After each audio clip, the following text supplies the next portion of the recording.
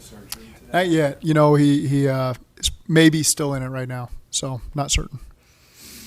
Are you at liberty to discuss some of the details, like who's performing it, where he's having it done? I'd rather not. I have those, but I'll keep them aside. I'm sure it'll get out at some point, but right now I'll just let him get through the surgery. There's been a lot of just questions about when his timeline is in terms of how many months. Can you at least share how many months he's expected? No, don't. You know, I'd rather get the information coming out of the surgery before you make any prediction on that stuff. But what we do know, you're expected to make a full recovery, and you know, so encouraged by a lot of the things that would be available to him.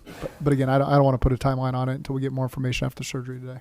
You expect him back here Thursday like normal if everything goes well today? I do. Yeah, I do. Yeah, he one thing he wanted was to continue to be around, be at the games. So again, we'll see how it comes out of this. Maybe there's some soreness there, and he wants to keep some time to himself. But he and I had a good conversation last week, and he wanted to be very involved going forward. We're watching the film. What did you make of Jake's performance? I mean, were there some throws he missed, some decisions he missed, or was he pretty solid? You know, there were some things that I was really pleased about. Okay, and number one, with the offensive line, impressed with the pass protection. Okay, we had 3 sacks. 2 of them, really, one of them was outside the pocket, way outside the pocket by a guy that wasn't even rushing. One of them was, you know, we held the ball a little bit on that first third down of the game. And then one of them was just a communication between scheme and player at the very end where T.J. Watt got his unblocked, you know, and that one's on all of us. So aside from those 3 times, he was kept clean. I thought he was really sound in his decision-making. You know, you look at the normal downs in the first half, he was 8 of 10. You know, with 7 of those being efficient, leading us down there, scoring a touchdown. So there were some things that I thought he handled very well, and there were some things that with the experience portion of things will really help him as he moves forward. And what I walked away is just I was impressed with how he handled it on the sidelines and his demeanor in the game, and rebounding from a tough interception is difficult, and still have a lot of confidence in him moving forward. And again, it's always good for a game like that. You get a chance to step back and, you know, kind of let the night go and have a chance to sleep on it, come back and watch the tape. And it's like, okay, there's some really positive things here that we can continue to build on. After watching the tape, how much do you feel like the hidden yardage, field position has played a factor the last few weeks? I think it did in this game, you know. And, again, it's the kickoff return led to a touchdown for us. That's positive on our end. There were certainly some things, you know. We had plenty of possessions in their territory with, you know, resulting in a 3rd and 2, a 3rd and 2, a 3rd and 3, a 3rd and 7, and we didn't convert. And that would lead to more opportunities. That would lead to more points. I thought, you know, defensively, you just look at the scope of the game, and they'd held them to 3 points, I think, with 1:50 left in the third quarter. And so, yeah, there's things that we need to shore up and be better at, but anytime you hold a team to 3 points, you know, with seconds ticking off in the third quarter is a good start. And now we just got to finish, and there's some things we can certainly clean up. But, you know, your question was about the hidden yardage. You know, there was opportunities there where, you know, we kicked a touchback at the end of the half. That's some hidden yards right there. You know, we pinned them down there one time on the 11, and that was their 20-yard run, you know, where that kind of pile just moved forever, getting them out of there. And they ultimately got 3 points on that possession in the first half. So there were some opportunities, I think, in all 3 phases to capitalize on the hidden yardage portion of things that could have led us to potentially more points and allowed us to win the game that they capitalized on, and we did not. Zach, have you felt like in AFC North games in particular this year, you guys have been physical enough in the trenches to stand up? I mean, obviously 0-4 suggests there's a lot of issues, but winning in this division, that's been something you guys have done. Have you been surprised at that aspect of these division games? I think you look at, you know, our rush offense and our rush defense, particularly in this last game, and it's got to improve. You know, it's giving up that many rushing yards and having that few of rushing yards on offense is not a great way to play the game, and it puts a lot of pressure in different areas. And so our guys take great pride in that and own up to that, and it's something we've got to continue to improve on. You know, so I think that's just – looking at the recent game, that's certainly something that's got to change as we go forward here in December, which is the time of year where injuries pile up for a lot of different teams, and the weather doesn't get better. And so you've got to be able to rely on those 2 areas, and we've got to be stronger there. What do you connect that to? Is there something that you point to of why kind of the trenches have had their issues in the division this year? The division question, I just got to answer it more relative to the season. And defensively, sometimes it's just being one step too late to fit in your gap. And that can bust out a 25-yard run as opposed to what could be maybe a 4-yard gain, 3-yard gain. And so there's some opportunities there that I think we can continue to clean up. And offensively, same thing. It's on the entirety of the offense and myself as a play caller to put ourselves in better position and get some dirty yards out of some tough spots sometimes. And when you go against Pittsburgh, it can be really, really dirty in there sometimes. And they certainly had a plan to force us to run the ball. Or to take away the run, to throw the ball. They were pretty hell-bent on doing that, and it can make it difficult, but you still have to find ways to do it, to take pressure off of everybody. And so those are things that we can't shy away from, and we've got to find a way to get more out of our run game on offense. With the offense, like some things are some core principles for you guys, the run game in particular, how much does that change week to week, or is it a core way you guys run the ball? I think the nuts and the bolts are there of what we want to be, but it can evolve from week to week. You're going to see different defensive structures. They've got different strengths and weaknesses and different looks they're going to present to you that you try to take advantage of. And I thought 2 weeks ago we executed our run plan really well. And this week was just a challenge. And again, all of us, we weren't able to rise up to the challenge and get more out of it than what we needed to. When you hired Frank, everyone's talking about the wide zone, but like how much of you install all the schemes in a very holistic approach when you install the run game? Yeah, we obviously try to fit the scheme to what our personnel does best. And so as that evolves over the years, your run and pass scheme both evolve. And that's not just particular to the run. I couldn't be more pleased with the people that we have and who we're doing it all with. And again, we just got to collectively, this game is what you look at because of how few rushing yards and few attempts and all that. I get it. We've got to be better there, but I do believe that we can turn that corner pretty quickly and have more efficiency and success there. Is T. Higgins trending in a positive direction? I think so. We'll see what we can get out of him this week as it goes. He's been working with the trainers and he'll continue to do that. We get an extra day, with Wednesday really being just a bonus day. And so we'll see where he's at. I think Cam Taylor Britt fits in that category as well. Logan Wilson come out of the game, with a ankle sprain essentially. And so we'll see how he progresses through the week. And I think those are really the three main guys. If off the top of my head, I'm not thinking of anybody else, but those three guys will all have a chance. We'll just have to see how they participate in practice and what it looks like. What do you thought about Zach Carter's season?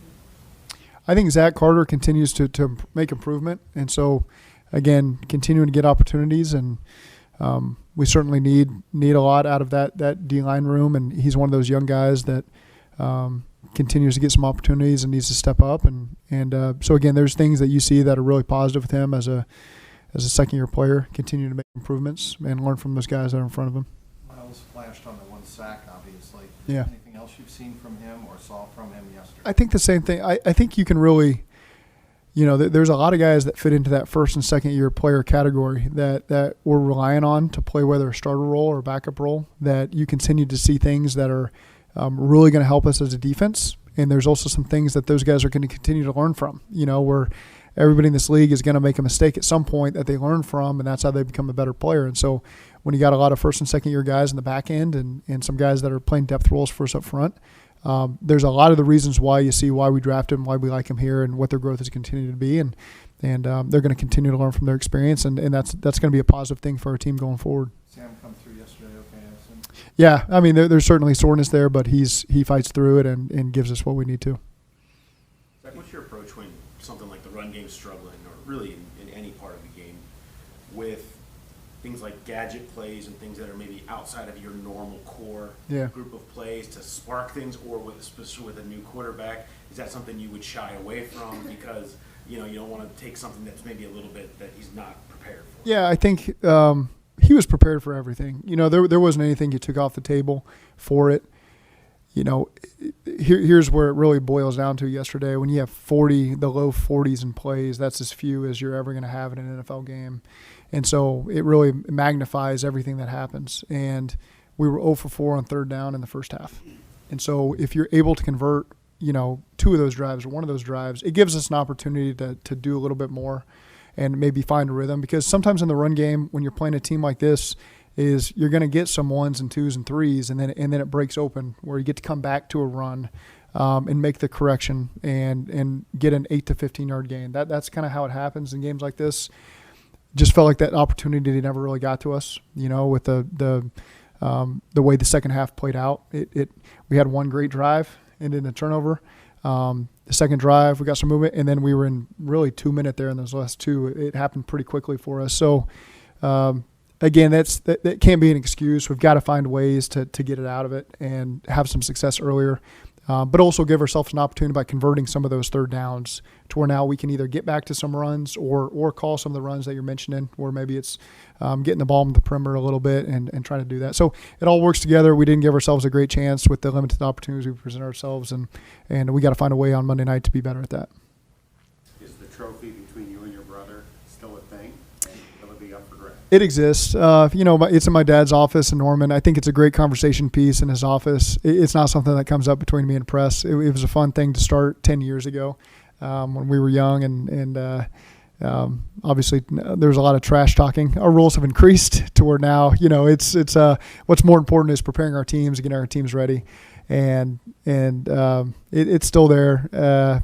I know what the record is. Obviously, I want the Cincinnati Bengals to be the better team on Monday night. That's what's most important. But it's a fun thing for our family. It's something that they get a chance to talk about more so than Press and I. You said preparing your team and getting your team ready. Is it more of a challenge, Zach, when this team's not used to having this record this late in the season, considering what we've done the last couple of years? Is it more of a challenge for you to keep them motivated, to keep them ready, to get them ready to play? No, I think the motivation thing. I have not found that to be difficult to do. These guys understand what's still in front of them. There's still plenty of opportunity in front of us, and what I've learned, this team has faced adversity before. This isn't the first time, and part of what you appreciate about approaching December, being in a tough 3-game stretch here is you get a chance to learn way more about yourself and those around you during these times than when you're in a 3-game winning streak. And what this team has proven to me time and time again, and our coaching staff, is they're willing to fight through it and pull together and take ownership for the things that they can control and maintain a positive attitude that we've still got a good team. I showed them the missed opportunities on third down today on offense, the 3 points we've given up going into a minute left in the third quarter. Like, there's some things there we just got to capitalize on to propel ourselves to victory.